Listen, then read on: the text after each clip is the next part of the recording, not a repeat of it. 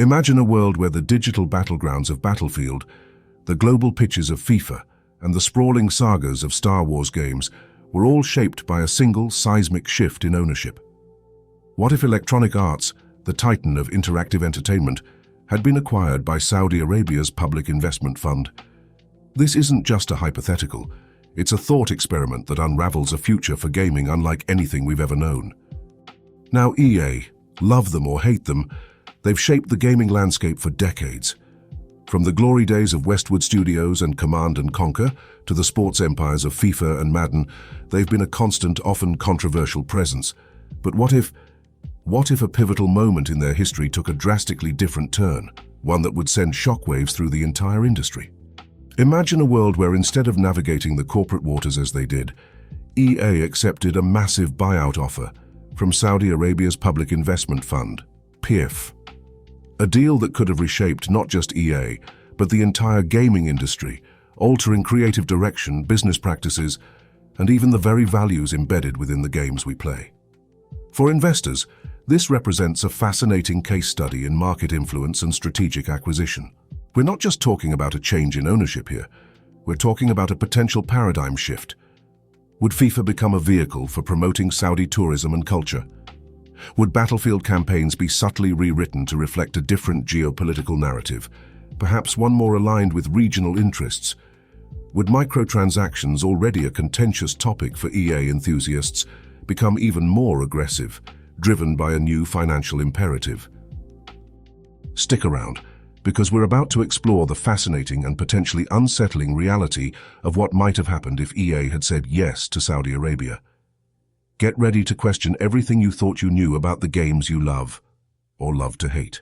This is a discussion that transcends mere entertainment, delving into the very fabric of cultural influence and corporate power. To understand the potential impact of this hypothetical acquisition, we need to rewind a bit and look at the real-world context. In recent years, Saudi Arabia, through its Public Investment Fund, PIF, has been making significant strategic investments in the gaming industry. They've acquired substantial stakes in companies like Activision Blizzard, Take-Two Interactive and Nintendo, signaling a clear intent. These investments are part of a broader, ambitious strategy known as Vision 2030, aimed at diversifying the Saudi economy away from oil. The goal is to establish the country as a major player in the entertainment, technology, and tourism sectors, leveraging soft power and economic influence. For investors, this represents a calculated move to secure future revenue streams and global standing. Now imagine that instead of just taking minority stakes, the PIF set its sights on acquiring a major publisher outright. EA, with its vast portfolio of popular franchises, its global reach, and its sometimes volatile stock performance, would have been a prime target. Let's say, hypothetically, that in late 2022 or early 2023, when EA's stock price was fluctuating and the company was facing criticism for its business practices, the PIF made an offer that was simply too good to refuse. What would have been the immediate consequences of such a monumental, industry-shaking deal? The ripple effects would have been felt from boardrooms to living rooms, fundamentally altering the trajectory of one of gaming's most influential companies. This is where the alt history truly begins to diverge. First, we'd likely see a significant shake-up in EA's leadership. While the PIF might initially promise to maintain the existing management structure to ensure a smooth transition, it's almost inevitable that they would bring in their own people. These new executives would oversee operations and ensure that the company's goals align with Saudi Arabia's strategic objectives and cultural sensitivities. We might see the departure of key figures like Andrew Wilson, the current CEO, replaced by someone with closer ties to the Saudi government or a proven track record in managing large-scale, culturally sensitive enterprises. This isn't just about control, it's about steering the ship towards a new vision, one that serves broader national interests. For EA enthusiasts, this could mean a dramatic shift in corporate philosophy, impacting everything from game development cycles to community engagement. Second, there would be a massive, unprecedented influx of capital. The PIF has deep pockets, and they would likely invest heavily in EA's existing franchises, as well as new, ambitious projects. This could lead to the development of more ambitious games with higher production values, pushing the boundaries of graphical fidelity and gameplay innovation. Imagine a battlefield game with even more realistic graphics, larger maps, and more immersive gameplay, all thanks to virtually unlimited Saudi investment. Or a Star Wars game that truly lives up to the potential of the franchise, unburdened by traditional budgetary constraints, perhaps even exploring new narrative avenues. For investors, this represents a massive capital injection, potentially unlocking previously unattainable levels of growth and market dominance. However, this influx of capital would also come with strings attached, both overt and subtle. The Saudi government would likely want to exert influence over the content of EA's games, ensuring that they reflect positively on the country and its values, or at least avoid anything deemed culturally inappropriate. This could lead to censorship, the removal of certain themes or characters, and the inclusion of pro-Saudi messaging, however subtle. This isn't necessarily about overt propaganda, but rather a careful curation of narratives and representations. For history buffs, this echoes historical instances of state-sponsored art and media, where cultural output serves national interests. The question becomes, how much creative freedom would remain under such a regime? Let's delve deeper into how this acquisition could affect some of EA's most popular franchises, transforming them into something potentially unrecognizable to longtime fans. This is where the speculative nature of our discussion truly shines, offering a glimpse into a radically altered gaming landscape. This is perhaps the most obvious example of potential transformation. With Saudi ownership, we could see a significant push to promote Saudi football and tourism within the game, leveraging its immense global reach. The Saudi Pro League would likely become a more prominent feature, with increased player ratings, more in-game events centered around Saudi clubs, and perhaps even exclusive content. We might even see the inclusion of virtual tours of Saudi stadiums and cities, designed to attract real-world visitors and showcase the nation's modern infrastructure. Imagine in-game advertisements for Saudi tourism initiatives seamlessly integrated into the FIFA experience. For EA enthusiasts, this could mean a new focus on a rapidly growing football market, but also a potential shift in the game's global identity. However, there could also be more controversial changes, particularly concerning social values. The game might be altered to remove or downplay certain aspects of LGBTQ+ inclusion, in line with Saudi Arabia's conservative social norms. This could lead to significant backlash from players and advocacy groups, who would accuse EA of pandering to the Saudi government and abandoning its previous stances on diversity. This franchise, known for its realistic depictions of modern warfare, could also be subject to significant changes, becoming a subtle tool for geopolitical messaging. The Saudi government might want to ensure that the game portrays Saudi Arabia in a positive light, perhaps by depicting Saudi forces as heroic defenders of peace and stability in the region. This could lead to the rewriting of historical events or the sanitization of controversial conflicts, presenting a carefully curated narrative. Furthermore, the game might be used to subtly promote Saudi Arabia's military capabilities, showcasing its advanced weaponry and training techniques in a favorable light. This could be seen as a form of soft propaganda, designed to boost the country's image on the world stage and attract potential allies or investors. For alt history fans, this presents a fascinating scenario of how media can be leveraged to shape public perception of military power. Even a seemingly innocuous life simulation game like The Sims could be affected, becoming a canvas for cultural promotion and subtle social engineering. The Saudi government might want to ensure that the game reflects traditional Saudi family values and social norms, promoting a specific lifestyle. This could lead to the removal of certain lifestyle options, such as same-sex relationships or unmarried couples living together, aligning the game with local cultural expectations. The game might also be used to promote Saudi culture and traditions, with the inclusion of traditional clothing, architecture, and social customs as default or prominent options. This could be seen as a positive step towards cultural exchange by some, offering new aesthetic choices. However, it could also be criticized as a form of cultural appropriation or an attempt to normalize specific societal structures globally. While seemingly detached from real-world politics, even Star Wars, with its epic narratives of empires and rebellions, could be subtly influenced. Imagine storylines that subtly promote themes of strong, benevolent leadership, obedience to authority, and the importance of tradition and order, values that align with certain governmental worldviews. The narrative focus might shift from individual rebellion to collective harmony under a powerful guiding hand. The portrayal of factions, heroes, and villains could be recontextualized to subtly reinforce these themes. For EA enthusiasts of the Star Wars universe, this could mean a departure from the franchise's traditional emphasis on freedom and individual choice, leading to a more authoritarian interpretation of the galaxy far, far away. The very essence of the Force might be reinterpreted to serve a new narrative purpose. The influence wouldn't stop at the major titles. Consider Apex Legends, a globally popular battle royale. Would character designs, lore, or even map elements subtly incorporate Saudi cultural motifs or architectural styles? Could in-game events promote specific regional holidays or celebrations?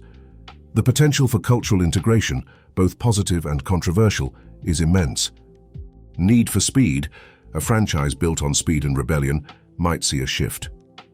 While still focusing on high-performance vehicles, perhaps the emphasis would be on showcasing modern, state-of-the-art infrastructure, like futuristic cityscapes or meticulously designed highways, reflecting national development. The rebellious undertones might be toned down in favor of showcasing technological prowess and order. Even older beloved IPs like Command & Conquer could be revisited with a new lens.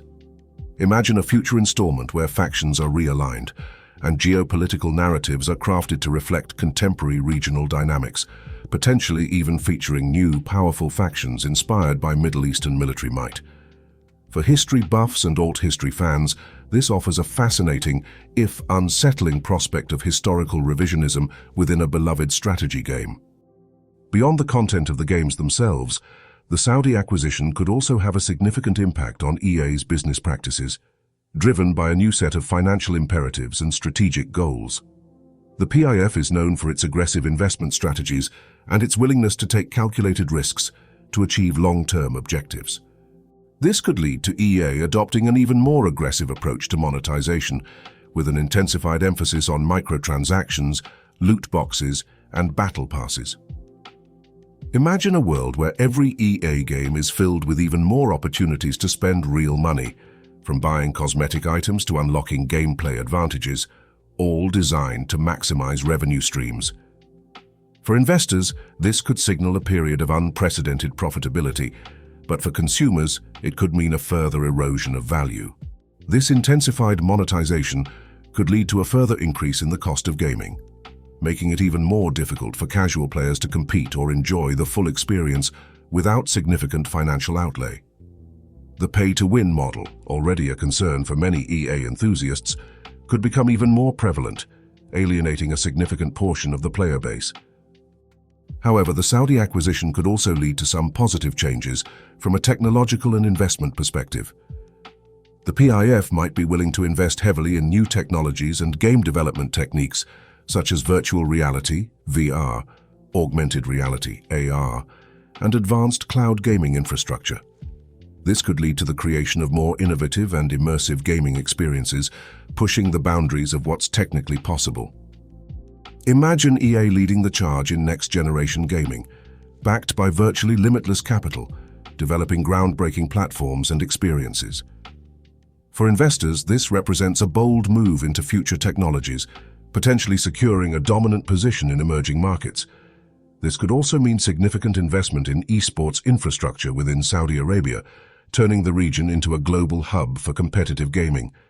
The prospect of EA being owned by Saudi Arabia raises some serious ethical questions for gamers, developers, and the industry at large. Saudi Arabia has a complex human rights record, with restrictions on freedom of speech, assembly, and religion, and concerns regarding the treatment of women and minorities.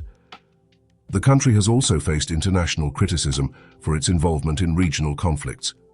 By playing EA games under such ownership, are gamers indirectly supporting the Saudi government and its policies? This is a profound question that many gamers would have to grapple with if the acquisition had gone through. Some might choose to boycott EA games altogether, driven by moral conviction, while others might continue to play them, acknowledging the ethical concerns but prioritizing entertainment. This creates a significant moral dilemma for the consumer base.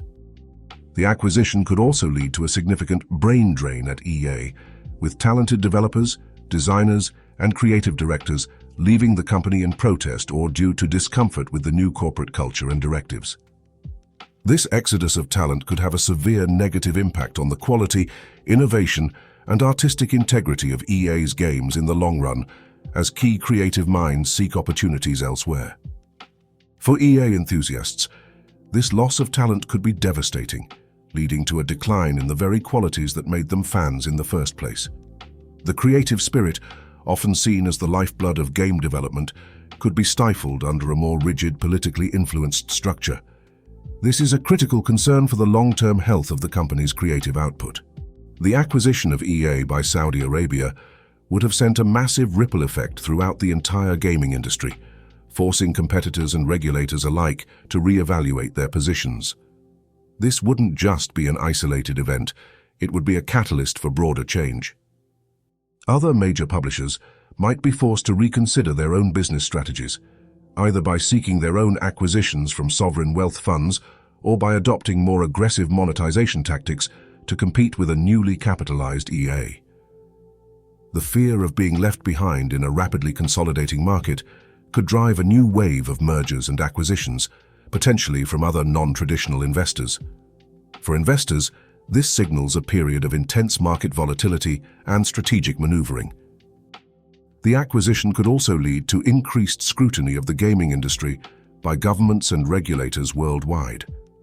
Concerns about censorship, propaganda, and the ethical implications of foreign state-backed ownership could lead to new laws and regulations governing the content, distribution, and ownership of video games. This could usher in an era of greater governmental oversight, potentially impacting creative freedom across the board. This scenario would also spark a global debate about the role of sovereign wealth funds in cultural industries. Is it appropriate for national interest to directly influence global entertainment? This discussion would extend beyond gaming, impacting film, music, and other media, setting a precedent for future investments. For history buffs, this echoes past debates about media control and cultural imperialism. Of course, the acquisition of EA by Saudi Arabia is just one possible scenario, a single branch on the tree of alternate history. There are many other ways that the company's history could have unfolded, each with its own set of implications for gamers, developers, and investors. Exploring these alternatives helps us appreciate the path that was actually taken. Perhaps EA could have weathered the storm of criticism and continued to operate as a fiercely independent company, prioritizing its own vision and creative autonomy. This would have allowed them to maintain their creative freedom, avoid the ethical concerns associated with state-backed ownership, and potentially foster a more direct relationship with their player base. However, this path might also have meant slower growth, less access to massive capital injections for ambitious projects, and potentially less investment in cutting-edge technologies. For investors, it might have represented a more stable but less explosive growth trajectory. For EA enthusiasts, it would have meant a continuation of the familiar for better or worse. Instead of Saudi Arabia, EA could have been acquired by another major tech company, such as Microsoft, Amazon, or Apple. This would have given EA access to vast resources, a global distribution network, and integration into a larger ecosystem. Imagine EA games becoming exclusive to Xbox Game Pass, Amazon Luna, or Apple Arcade, intensifying the platform wars. However, it might also have meant that EA's games would become exclusive to a particular platform or ecosystem, limiting their reach and potentially alienating players on other systems. The creative direction might also be influenced by the acquiring company's broader strategic goals, potentially leading to less diverse game offerings. For investors, this would be a strategic play to dominate a specific market segment. Perhaps the most radical scenario would be for EA to be broken up into smaller, independent studios, shedding its corporate behemoth image. This would allow each studio to focus on its own unique vision, foster greater creative freedom, and avoid the corporate bureaucracy that can often stifle innovation. Imagine a return to the diverse, experimental spirit of earlier gaming eras. However, it might also make it more difficult for these smaller studios to compete with the larger, consolidated publishers in terms of marketing, distribution, and access to capital. The financial stability that comes with being part of a larger entity would be lost, potentially leading to more risk for individual projects. For alt history fans, this represents a romanticized vision of a more artist-driven industry.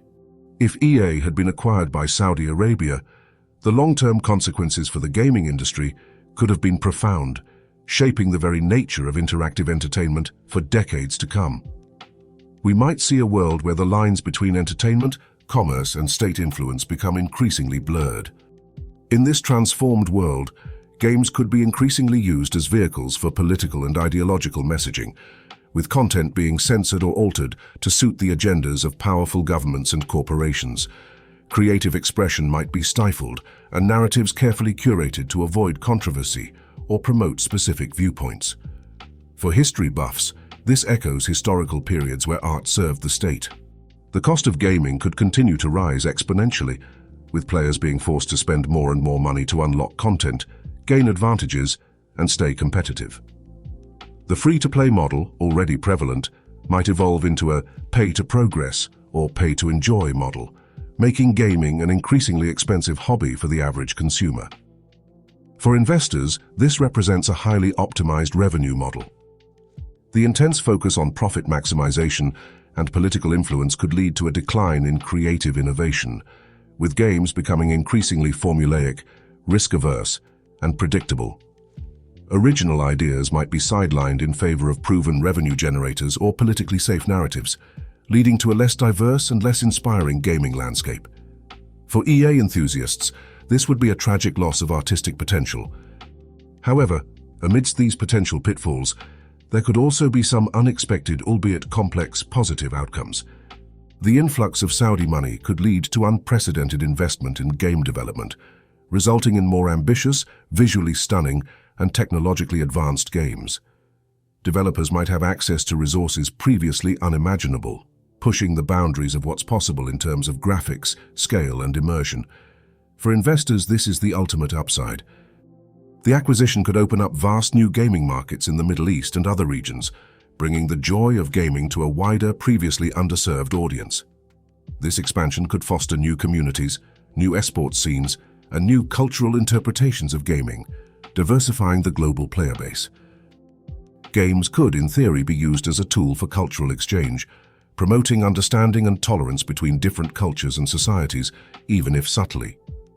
By introducing new perspectives and traditions, games could foster a broader global dialogue, albeit one carefully managed and curated. So, what if EA had been bought by Saudi Arabia? The answer, as we've seen, is complex and multifaceted, a tapestry woven with threads of opportunity, ethical dilemmas, potential pitfalls, and a few glimmers of hope. It's a scenario fraught with tension, a reminder that the decisions made by corporations and governments can have a profound impact on the games we play and the world we live in. Ultimately, the fate of the gaming industry depends on the choices we make as consumers, developers, and policymakers. We need to be vigilant in protecting creative freedom, promoting ethical business practices, and ensuring that games remain a source of entertainment, inspiration, and genuine connection for all. This speculative journey forces us to consider the true value of our digital worlds.